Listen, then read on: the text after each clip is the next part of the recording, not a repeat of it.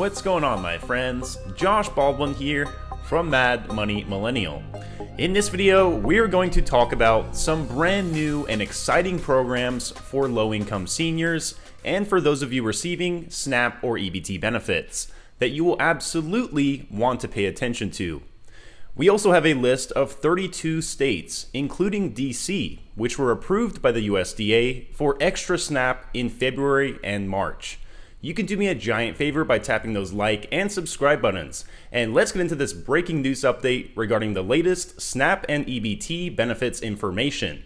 This information changes on an almost daily basis, and it's my job to keep you informed with the latest updates. So make sure you watch every single video and watch all the way through so you don't miss out on the most current information. Most Americans getting federal food assistance will see their benefits go down after this month as pandemic-era supplements expire.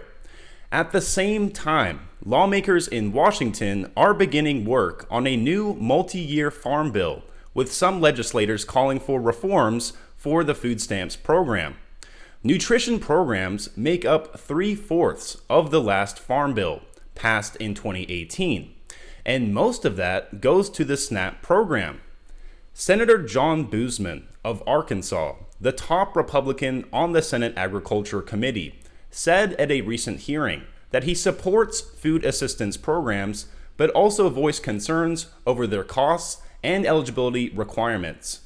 He criticized a roughly 20% increase in SNAP benefits that took effect in the fall of 2021 as unsustainable. Boozman said, SNAP costs have jumped 94% since the last farm bill was passed, and said new government projections have the Farm Bill's nutrition programs costing more than $1.2 trillion over the next 10 years. Boozman and some fellow Republicans are also calling for stricter enforcement of work requirements for SNAP benefits. A person earning 130% of the federal poverty level qualifies for SNAP benefits. That's only $17,000 a year for an individual, or about $36,000 for a family of 4. Beneficiaries are also generally required to work 20 hours a week or be in job training, though that was suspended as part of the government's public health emergency following the COVID-19 outbreak. It's time for this exemption to end. It's time for USDA to get serious about enforcing work requirements. States should no longer be allowed to game the system. Jobs, good jobs, are plentiful. There are more than 11 million jobs open across the country, equivalent to nearly 2 job openings for every unemployed person. U.S. Congressman Matt Gaetz, along with Representatives Andy Biggs, Dan Bishop, Lauren Boebert, and Ralph Norman, issued a letter today to President Joe Biden, urging him to enact work requirements as a feature of welfare reform.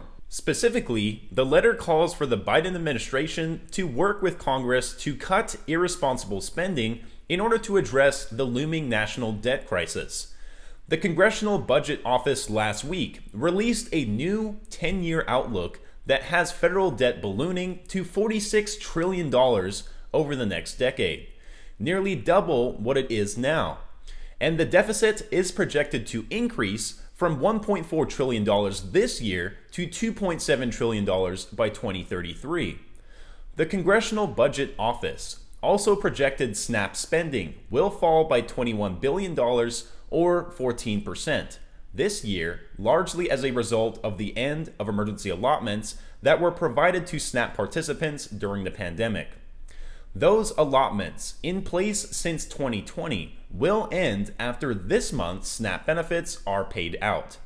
Some states ended the emergency allotments earlier, but they're still in effect for 32 states and the District of Columbia. The Center on Budget and Policy Priorities says the average person will receive about $90 a month less in SNAP benefits when that pandemic-era boost ends. That group says SNAP benefits will average about $6.10 per person a day without the emergency allotments. So are SNAP benefits at risk in the new farm bill? Bernard said he thinks it's more likely that Republicans trying to cut spending will look to beef up eligibility requirements, such as the work requirements. Bernard said he thinks it's more likely that Republicans trying to cut spending will look to beef up eligibility requirements, such as the work requirements, rather than try and reduce what individual beneficiaries receive. Patrick Cooney, a special advisor to poverty solutions at the University of Michigan, also said base SNAP benefits would be very hard to reverse back down. Cutting spending on programs like SNAP alone won't solve the country's budget problems. Tax revenues also need to increase. Moody's Analytics chief economist Mark Zandi and Todd Belt, political management program director at George Washington University, both also said last week that any long-term budget fixes will likely need compromise, involving both spending cuts and tax increases. Bernard said SNAP is less than 2% of the federal budget, and he said SNAP is the most effective and efficient anti-hunger program we have. On the other hand, Holcomb, the OSU agriculture economist, is confident lawmakers can get a new farm bill passed. Let's hope they get this bill passed quickly and ensure it takes care of all Americans that are struggling to put food on the table. Alright, my Mad Money minions, I hope you found this video helpful. If you did, please leave a like, comment down below any information that you might have about your own state SNAP benefits, and maybe you can help someone else out. And of course, hit that subscribe button and notification bell right next to it. Hitting that bell will make sure you get notified exactly when my videos are coming out and not a week or two later.